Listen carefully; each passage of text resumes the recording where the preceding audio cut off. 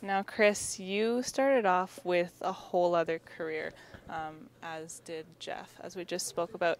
You were in orthopedic surgery, is that right?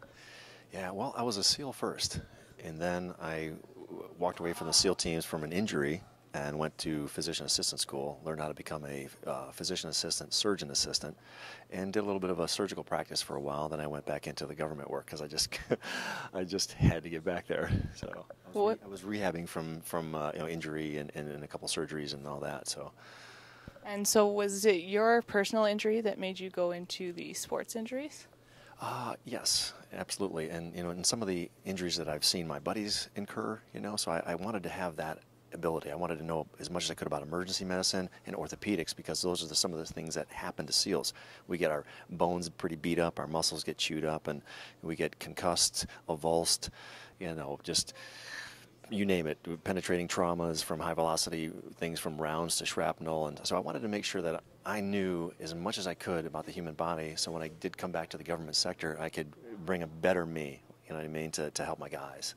And coming back to that government sector, what was it like for you?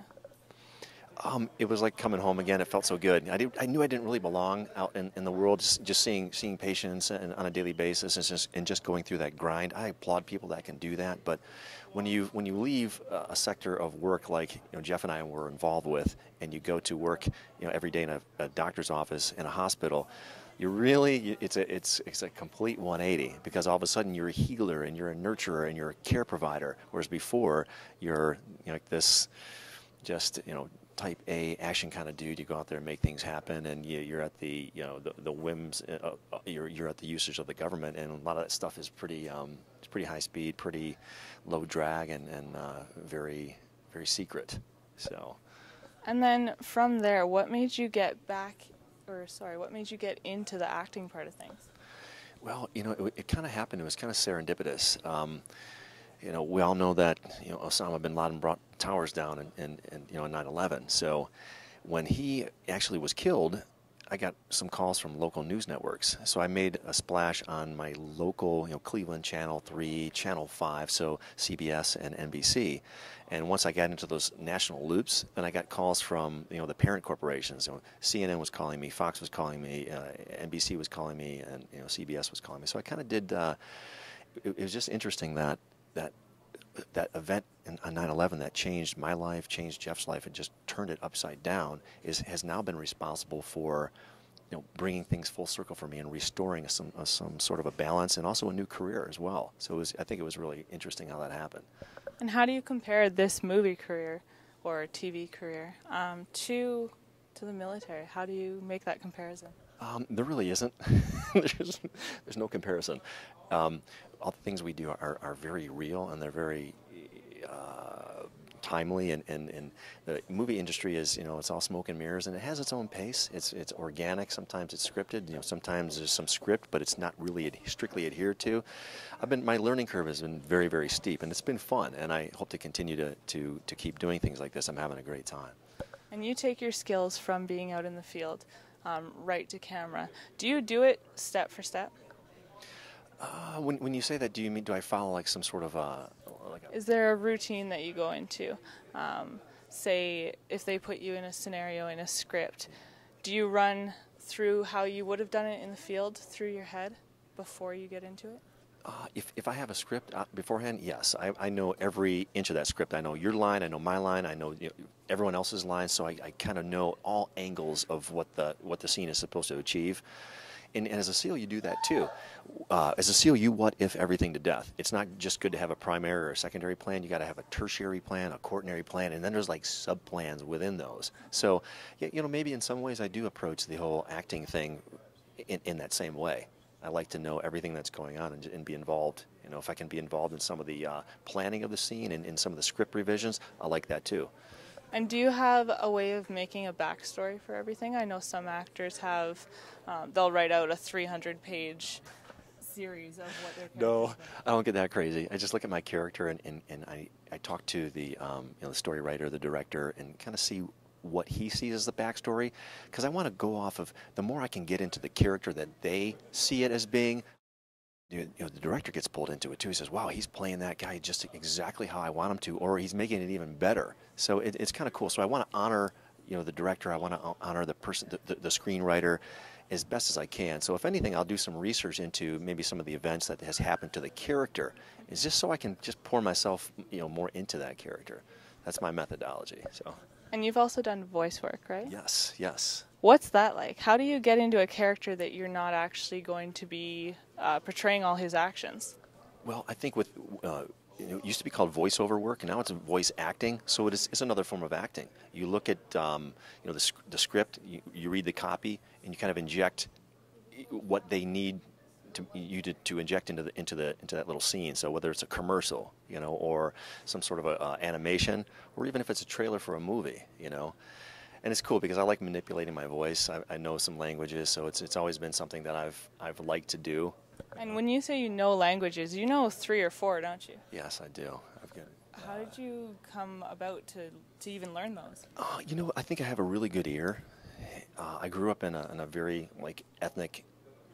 ethnically diverse neighborhood, so I kind of from the get-go had an ear for different sounds, and I've always had that ability. If you're an interesting character from a voice standpoint, I've always had the ability to kind of import that into my brain as like a data file, so I can kind of bring it back up and recreate that person whenever I want to.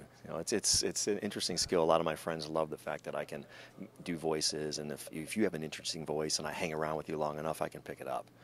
And do you have a favorite character that you've played?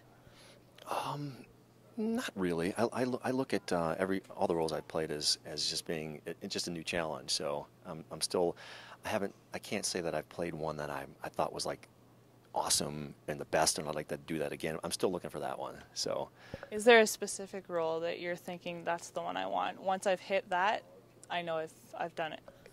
I'd like to do. I would love to do a full-length feature film. A scripted feature film, and get into a character. And if that was something that was like an action adventure type of a movie, that'd be great too. But at the same time, I don't want to get painted into that, that as a method actor just for action. I like to have some scenes where I have to get very emotional and summon up tears and things like that, because I think that shows depth as an actor. If you're just always doing action, it's just where's the challenge there? So I like to do a mix. So I think Absolutely. A good mix. Yeah. Good. Now, are you allowed to tell me what's next for you? Yeah, matter of fact, I've got a couple things working. I've got a show that I'm trying to get done with Nat Geo or Discovery Channel through NBC. NBC's producing it. It's called American Badass. It's kind of like a Mike Rowe's Dirty Jobs, but it's going to be jobs that aren't dirty so much as they're just jobs that you can show up to any given day and get killed on the job. Okay. So dangerous stuff that just the whole job could just get you killed in a millisecond. So I've got that project. I've got some inroads to a project called Stars Earn Stripes is supposed to be filmed this summer out in L.A.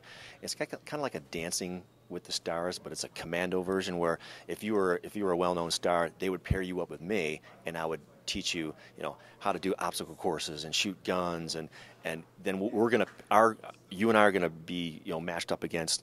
Or compete against other stars and that special forces guy. So whoever wins, the stars are going to donate their money to charity. So it's a really worthy cause. So Stars Earn Stripes, and then there's a project that's going to be filmed in Kenya called Elephant Warriors. So it's basically helping to preserve the lives of the elephants that are there, because Al Qaeda's coming in there and they're killing them for the ivory for money to fund terrorism, and also the Chinese are slaughtering those elephants there just for medicinal purposes or whatever they use the ivory for. So I think it's a really worthy cause. So those 3 projects, and plus some voiceover work, keeping me pretty busy.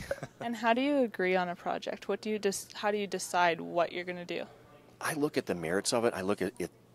First of all, is there a social impact? With the Elephant Warriors, well, that's obvious. I think these elephants are noble beasts. They need to be preserved. I find it unconscionable that they're being slaughtered for their ivory. That's insane. So definitely have to believe in the cause. With Stars Earn Stripes, the funding from the winning teams are going to go to the Wounded Warrior Foundation, which is amazing. So first and foremost, I look at the cause. You know, and then I kind of see, is that what I want to attach myself to? My brand, you know, that's very important. You know, Christopher Mark Heben, former Navy SEAL, patriot, you know, father. You know, I'm not going to do some reality television that's going to make me look like an idiot out of the wonders of editing. You know, you can do 99.9% of things right, but they'll focus on that 1% and just contort your image into however they see fit. And I wouldn't put myself out there for that.